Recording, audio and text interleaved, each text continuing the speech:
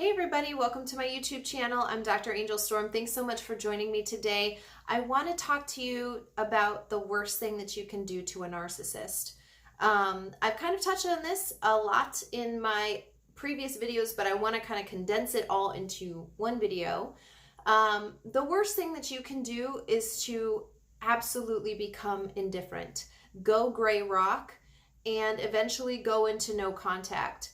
The narcissist is always about energy and how much energy they can get. So once they have your attention, once they know that you're a supply source for energy that they're looking for, after that, it's just a matter of how much that they can get from you. So this is going to come in different forms, right? Not just how much you'll invest in them with your time, including your thoughts, like how much time you spend thinking about them and wondering what they're doing or wondering how they'll react if you do this, if you do that, second guessing yourself like that. But also financially, also in terms of how many other relationships that they cut off from you. So whether that's your family or friends, even your work, the narcissist will try to completely isolate you so that they have all of your energy in every form that it comes in, whether that's, again, financial, whether that's in the form of relationships, whether that's in terms of your thought life. However they can get it, they want more and more and more. And there absolutely is no end. Because when you don't set boundaries, the narcissist is going to continue to look for ways to get more from you. And even if you do set boundaries, the fact that you are willing to tolerate their behavior and keep them in their life is a signal to the narcissist that there is something for them to get from you.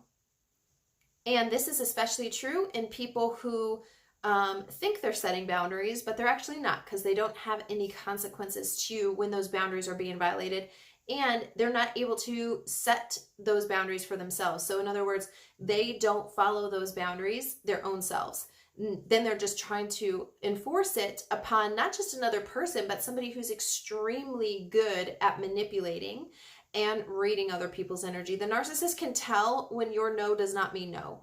The narcissist can tell when you are saying something and it's hollow. There's not actual substance behind it. You don't actually mean it. You're not convicted that what you're saying is actually the truth, that you're actually going to let them do something else. So the narcissist will always be after more, no matter how much. If there's a little bit to be had, the narcissist knows that they can get more. And that's the reason why going gray rock, shutting yourself off to them emotionally, mentally, physically, spiritually, in every dimension is so important. The narcissist only wants energy from you. They're energy vampires. This comes in the form of control and manipulation most often. And if you don't understand that and take away the one thing that they want, there's always going to be an open door to them to come in to get more and more. You wouldn't believe how many of my clients' problems are because they left the door open. Even just a little crack. If it's open a little crack, guess what? They can open it a little more, a little more, a little more, and before you know it, they're inside of your house. This is the reason why I'm such a firm believer in going no contact. There are, again, situations where you cannot go no contact, but in those cases, you need to be extremely good at becoming gray rock, not emitting emotion to the narcissist, even through text message or talking parents or whatever app that you might need to use because of a court order that you must stay in contact with the narcissist. You need to be able to communicate without any emotion.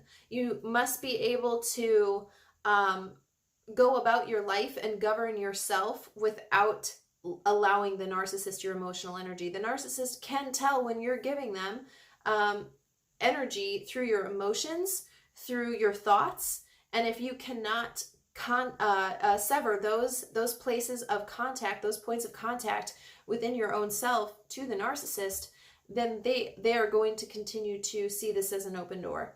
And again, there's no limit to what they will try to take from you. On that note, if you are in a situation because you have to speak with a narcissist because you have children together and you've already gone through or are going through a court procedure, it's really important to note that you will be forced to take offensive measures against a narcissist. The narcissist will continue to try to violate court orders. They will continue to try to manipulate the people who are involved in the court process, the third parties, whether that's the guardian ad litem or the parenting coordinator, whoever is involved in your case. They will continuously try to manipulate those people to essentially become their flying monkeys in the court proceedings. So if you aren't prepared to take an offensive posture towards the narcissist in that sphere, then you will always have stuff taken from you because you're just trying to defend what little you have. And yet, this is what I'm trying to say. Once there's an open door, the narcissist will continue to take and take and take and take unless you're willing to push back and take an offensive posture. One of the things that I want to make sure that I highlight in this video is that going no contact and directing your energy away from the narcissist isn't just like shutting it off towards a narcissist. It's channeling it towards yourself. Besides leaving the narcissist, forgetting the narcissist, moving on, developing a healthy life, healing from the narcissistic abuse that you've been through, besides doing all of that, which you should do all of that, that's all very, very, very important, super important if you want to have a fulfilling life after you get out of the narcissistic relationship. The next thing that the narcissist thinks is the worst thing that you can do is speak up about your experience. This channel that you're watching me on and my coaching company is all started because I was willing to speak out about what I went through. And do you see how many people are looking for somebody who has been through this, who's willing to speak out about their experience? It's not because I'm the only person that's ever experienced this. It's because I was willing to speak out about my experience. It's because I'm willing to give a voice to this issue that's going on and provide solutions for it, and for both the people who are or who have experienced narcissistic abuse and for society as a whole moving forward. How to deal with narcissists, how to deal with narcissistic abuse as a collective. So the next thing that you can do is not just shut off energy and go no contact from the narcissist, channel that energy into healing yourself and then giving that energy where it should go in terms of healing other people, in terms of speaking out about what you have experienced. You cannot be whole in yourself if you try to continuously deny your past. If your past has such a hold over you that you just want to forget about it, that you just don't want to even talk about it, that is a sign that you are not healed in that area. You have not gained victory over that thing, and you're not. There's still a portion that the narcissist controls because there's still a territory in your life that you're not willing to touch, even in your thoughts. Even in your thoughts, you're not willing to go there of your own life. So you need to be able to do something with the experience that you have gone through.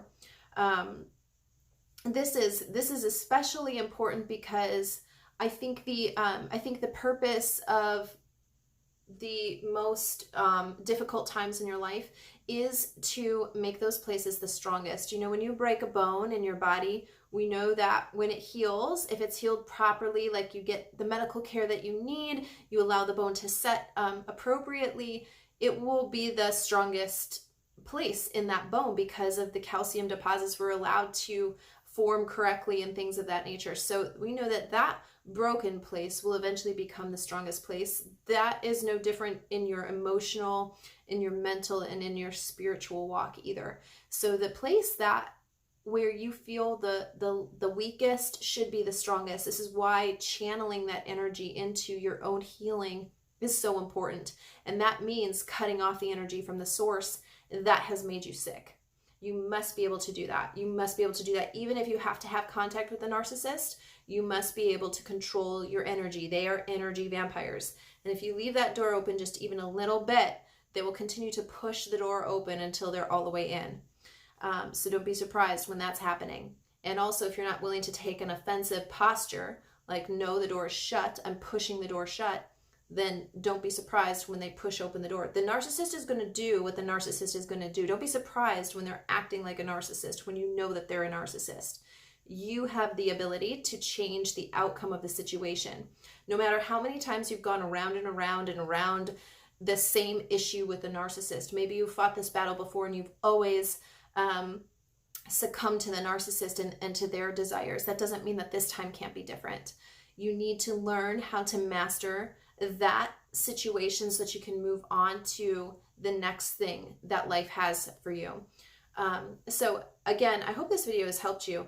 The worst thing that you could possibly do to a narcissist is to take away their energy and to channel it into your own self, to recognize that you are worthy, that you have value, that you have a purpose, that you are not meant to be in this situation, that you are not created to be a doormat, and that you have a powerful voice and a powerful message that needs to get out there.